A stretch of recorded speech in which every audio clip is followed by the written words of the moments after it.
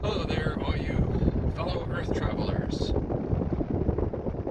So today, this morning, I was going through my scriptural exercise of going through the book of Revelation. And I'm on chapter 12. That's a great chapter, by the way. It starts off with a woman clothed with the sun and the moon under her feet, and how she gave birth to a male child, and the dragon was there to devour the child. But she escaped, and the child was caught up into heaven.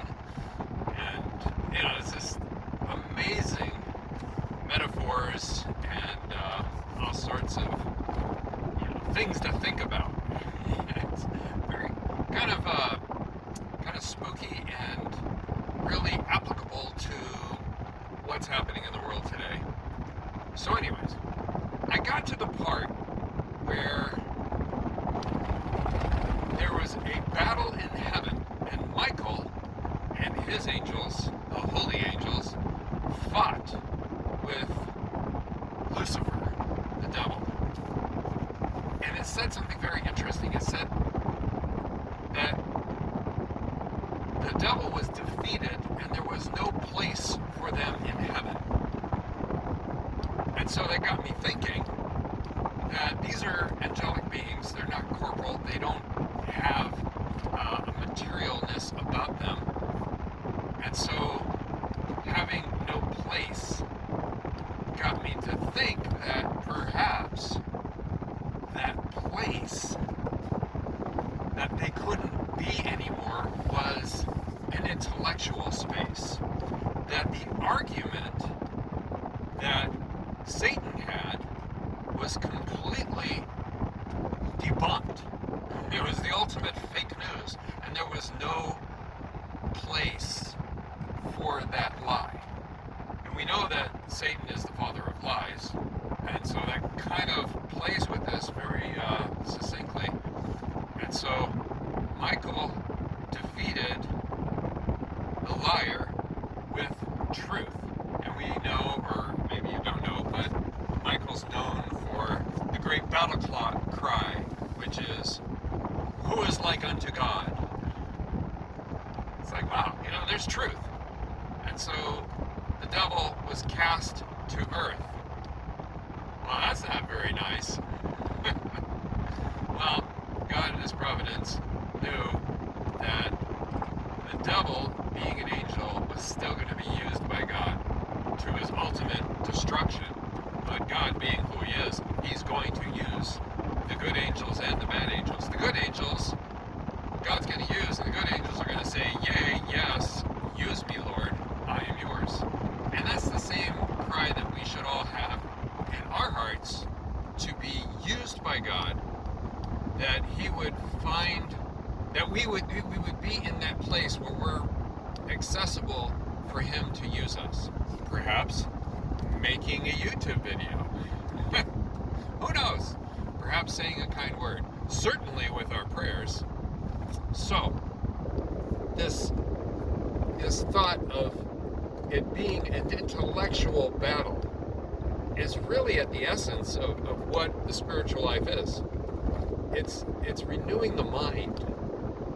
And in the mind are held truths and lies. That's where the battle is for each one of us. That we go through life from the very beginning. There's going to be this tug of war of lies and truth. And where we're going to be victorious or complete defeat is going to be whether we believe the lie or believe the truth. If we believe the truth, we'll walk in the truth, and the truth will set us free.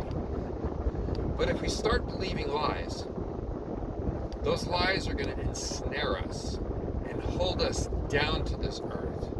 And we're going to be carnal because we're going to be afraid. We're going to live in fear. Because fear is not the absence of freedom or not being fearful, but it's the opposite of fear is love. Because when you fear judgment. But when you love, when you're in love, you don't fear judgment. And so that's where God is calling us to be. God's calling us to be in a place where we fear not, be not afraid. And in that place of freedom, and in that place of truth, we'll find freedom. And so we really need to walk in the truth, to understand the truth, to recognize the lies. And really, honestly, you're not going to recognize the lies without the help of God. It's grace that's going to open our eyes, our real eyes, our spiritual eyes. And we're going to see the lies, or eyes. Did I say lies or eyes? Anyways, the grace of God is going to enable us to see the lie, to recognize the fake news from the father of lies and his minions, which, quite honestly, are a lot of human beings. There's some weird traffic going on right now. So, how do we know what is true and what is a lie? Well, God did not leave us orphans. He did not leave us to our own devices, or especially to our own emotional instabilities. That He gave us a church. And He instituted this church because He knows that we need structure. Structure has been from the very beginning. Even from Adam, there was structure. Adam was the head. And then the children of Adam, and then all of the progeny of Adam. There was Moses. And Moses, who God set up 12 tribes. God set up the tribes of the Levites, who were going to be the priests, and the judges, and all of this structure that God uses. God is not outside of structure. So He uses structure, and He wants us to feel safe within those bounds of authority that He set up. And so He set up His church with the bishop, with the pope, and the bishops who are in union with the pope. And He would speak through the pope when it becomes necessary in dogmatic declarations. And so that's where we can be firm in that. And that's really expressed very well in the Catechism. Boy, you want a handbook on life, the Catechism. I'm telling you, it's got it. And if it doesn't have it there, read the lives of the saints. Wow.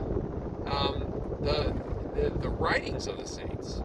Read anything from John Paul II, the Great. Fantastic stuff. That's the truth that we can hang our hat on and know that we are believing the truth, and that we can recognize the lie, which is being spread far and wide in this age of information and media. And so even this video, it's like, how do you know what I'm saying is the truth? And I may be boxing myself in right now, and you may be just saying, yeah, blow me off and move on to another channel. But, I just offered these as thoughts for you to take and consider them and realize, is what I know, what I believe to be true, really true? It's one thing that that people are not being taught critical thinking. What's being taught in the schools and colleges is more of an ideology. And it's like, wait a minute, no. We got to get back to the basics and teach true philosophy and to question things and judge them by critical thinking based on truth. And if you have the grace of God in you, with your spiritual eyes open, then you're going to recognize the lie really fast. So I offer that to you, and I leave this with you as we continue this journey on this earth as fellow earth travelers in our earth suits. And so remember, life is short, time is short, so let's redeem the time, for the days are evil. God bless.